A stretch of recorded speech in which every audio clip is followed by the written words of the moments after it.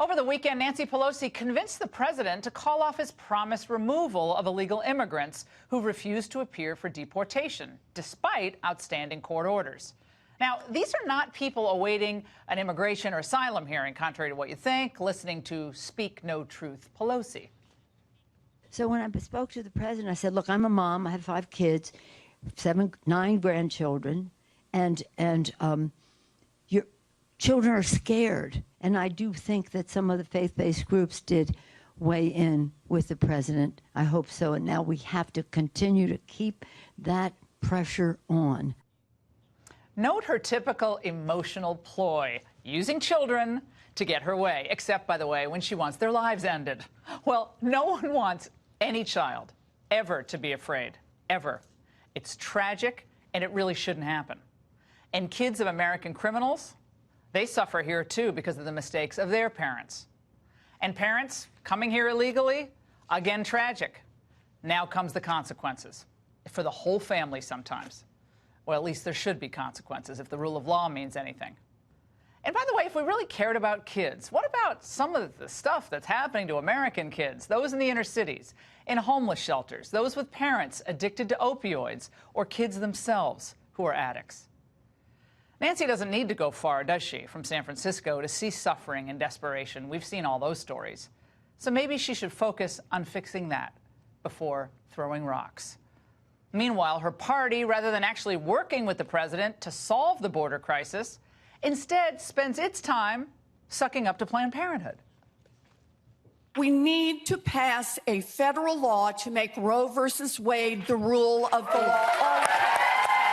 Women that are incarcerated, for undocumented immigrants that are incarcerated, they deserve to have access to health care because health care is a human right. No, so let's get this straight. They care so much about the children that they're taking orders from the organization that exists to destroy the children. Okay. Now, as for the resistance media, who denied there was a crisis all along, just remember that they supposedly care about children and everybody else more than you do. Mike Pence is lying about children living in torturous positions right there, allowing children to walk around with lice and walk around without diapers. This is the wealthiest nation in the world. We have money to give toothpaste and soap and blankets to these kids.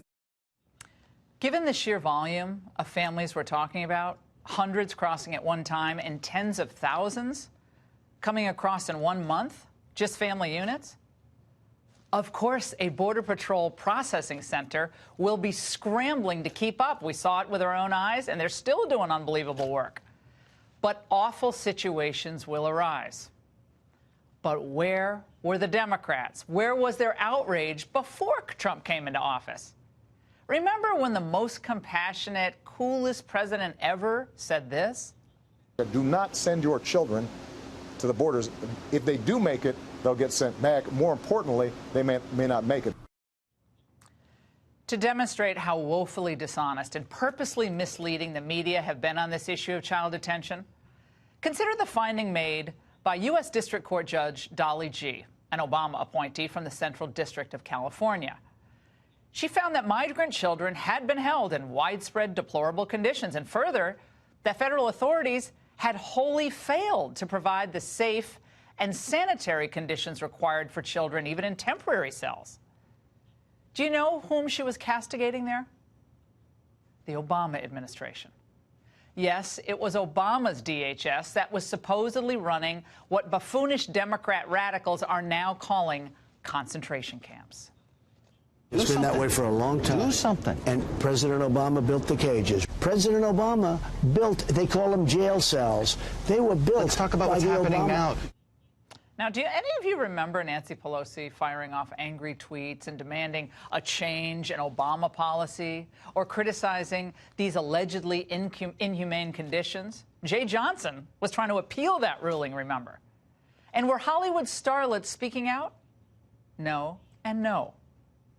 Trump has been trying to manage this immigration disaster and solve it that he inherited as president. But given the arbitrary rules laid down by liberal judges, his administration has repeatedly asked Congress to fund more beds for detention facilities. They need more money. Guess what? Congress refused. And now they blame him for the problem? as he told Chuck Todd. We're doing a fantastic job under the circumstances. The Democrats aren't even approving giving us money. Where is the money? You know what? The Democrats are holding up the humanitarian aid. And though the president delayed his deportation plan this weekend, hoping that Congress would work together, in his words, to work out a solution to the asylum loophole problems, it's now increasingly clear that this is not in the cards. Pelosi, in a statement, only agrees to spend your tax dollars on the care and transportation of the illegals. And, of course, don't forget the money to hire lawyers for them to fight their deportation. Where's the asylum fix? Where's the Flores agreement fix? Where's the TVPRA fix? These are quick measures that the Congress can deal with legislatively, and the president is asking them to do that. But it doesn't look like Pelosi is interested in doing any of that, especially since Congress is only in session until this Friday. I'll have a message for the administration in a bit, but don't be deceived by the media coverage or the emotive images you're seeing, because it happened years ago and the Democrats were silent. The Democrats want to eliminate all detentions, and these politicians, corrupt lawyers, activist judges, and NGOs will characterize almost any holding facility as a concentration camp and then shut them down.